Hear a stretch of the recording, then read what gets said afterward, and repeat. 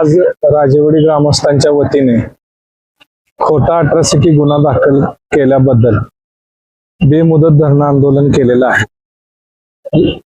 अट्रॉसिटीच्या दबावाखाली भीती घालून 10 लाखाची खंडणी मागितल्याबाबत बेमुदत धरणे आंदोलन आम्ही ग्रामस्थ आणि राजेवाडी गावच्या वतीने करत आहोत। काल जो प्रकार झाला इरिगेशन जमिनीच्या अतिक्रमणासंदर्भात, तो प्रकार पूर्णपणे खोटा असून त्यांनी त्याची सखोल चौकशी करावी आणि जातीवाचक शिवीगाळ केली अट्रॉसिटी असा माझा आणि माझ्या मुलावर गुन्हा जो दाखल केला तोही खोटा आहे। त्याची चौकशी निपक्षपणे DYSP साहेब, आपल्या आटपाडी पोलीस स्टेशनचे PI साहेब यांनी सखोल चौकशी करावी। जर मी त्यात दोषी असेल तर माझ्यावर गुन्हा सिद्ध करावा। माझी कुठलीही अडचण नाही, अजिबात अडचण येणार नाही कुठलीही। मी सर्व तपासणीला सहकार्य करत राहीन डिपार्टमेंटला। आणि हा कालचा जो प्रकार झाला हा खूप निंदनीय आहे। असा जर प्रकार गोरगरीब लोकांवर झाला आणि अट्रॉसिटीचा जर वापर चुकीचा व्हायला लागला तर खूप गरीब लोकांना त्रास होईल। ह्या कायद्याचा चुकीचा वापर होईल। पुढाऱ्यांनी ह्या कायद्याचा वापर असा केलाय की त्यांच्या इन्कमसाठी गोरगरीब लोकांना पिळायचं चालू केलेलं आहे। जर समजा इरिगेशनच्या अतिक्रमणाची तक्रार आहे, जर समजा इरिगेशनचं अतिक्रमण बरं आज 3 पिढ्या इरिगेशनच्या जमिनीत लोक कसतात, सगळी शेतकरी जमीन म्हणजे जमीन सगळ्यांची चालू आहे, सगळं आहे। हा ब्लॅकमेलिंगचा प्रकार पूर्णपणे असून हा खोटा आहे। माझं एकच म्हणणं आहे, सर्व डिपार्टमेंटला याची चौकशी करावी। कलेक्टर साहेबांनी चौकशी करावी, प्रांत साहेबांनी चौकशी करावी, इरिगेशन डिपार्टमेंटने ही चौकशी करावी।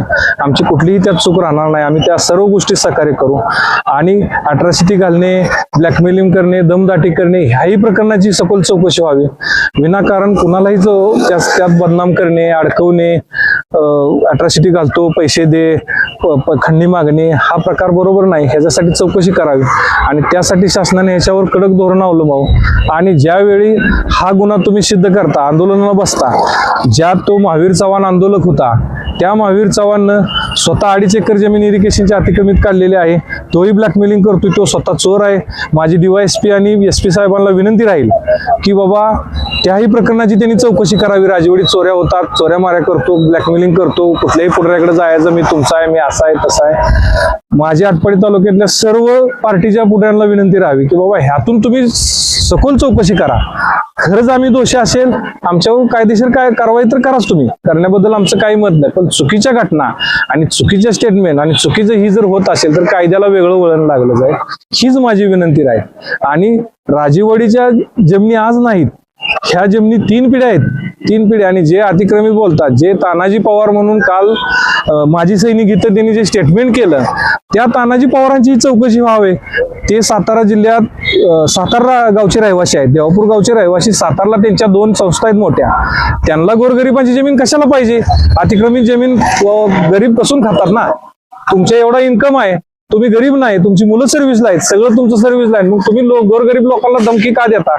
बरं त्याची चौकशी करायची तर तुम्ही इरिगेशन ऑफिसला जाऊन चौकशी करा, त्याची सखोल चौकशी लावा। इरिगेशन ऑफिसला विचारा की बाबा ह्या शेतकऱ्यांना जमिनी का दिलेत?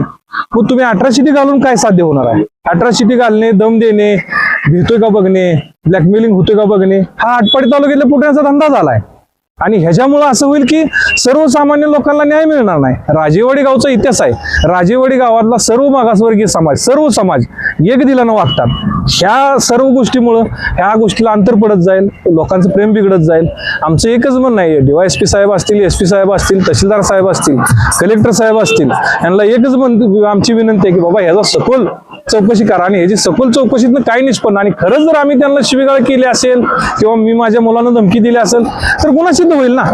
पण तुम्ही खोट्या चौकशा करणे, ब्लॅकमेल करणे, निरोप पाठवणे हा प्रकार बंद करा, हा प्रकार चुकीचा आहे।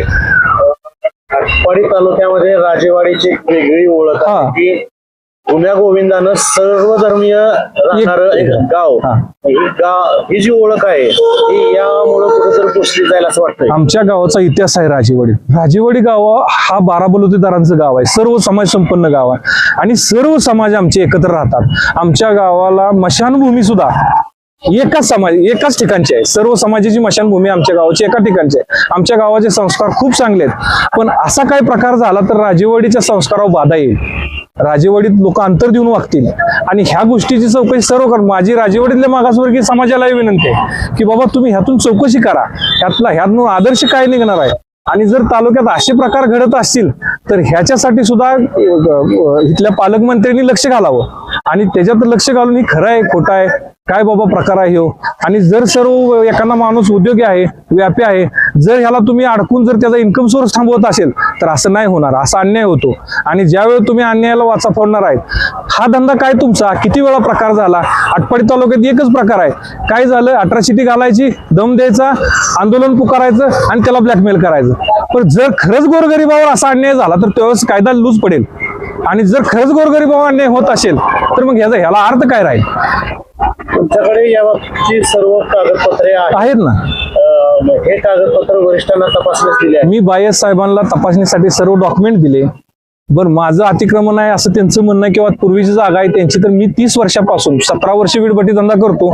माझं वीटभट्टीचं लायसन आहे, वीटभट्टी प्रदूषण महामंडळाचं लायसन आहे, माझा उद्योग आधार आहे, माझा जीएसटी नंबर आहे, शासनाच्या सर्व नियमांना अनुसरून माझा धंदा आहे. उद्योग करतो मी उद्योग करतो, शासनाची चोरी नाही केली मी कधी, उद्योगातून पैसे मिळवतो ना.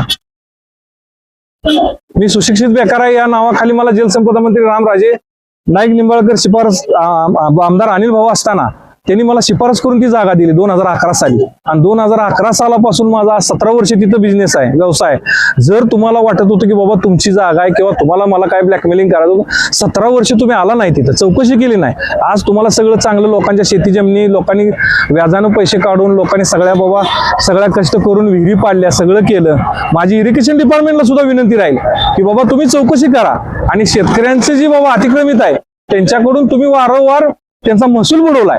इरिगेशनचाही महसूल बुडवताय. शेतकरी वारंवार तुमच्या पाठीमागे लागलेत की बाबा अग्रीमेंट करून घ्या. तुम्ही वारंवार गेल्यानंतर सांगता की बाबा ह्या खंडपीठाचा निर्णय नाही, हा बंद आहे. आणि मग असा शेतकरी वापरतो तर तुम्ही अशा तक्रारी करतात. नवीन पुढारी तयार झाले, ह्याचा ब्लॅकमेलिंगचा प्रकार व्हायला लागला. ह्याच्यासाठी सखोल चौकशी व्हावी. डीवायएसपी साहेबाला विनंती राहील, आटपाडीच्या PI साहेबांना विनंती राहील. आणि याची अट्रॉसिटी खरंच आहे खोटी आहे, जर खरं असेल तर खरं गुन्हा दाखल व्हावा. आमची काही अडचण राहणार नाही. आम्ही सर्व चौकशीला सखोल सामोरं जायला तयार आहे साहेब.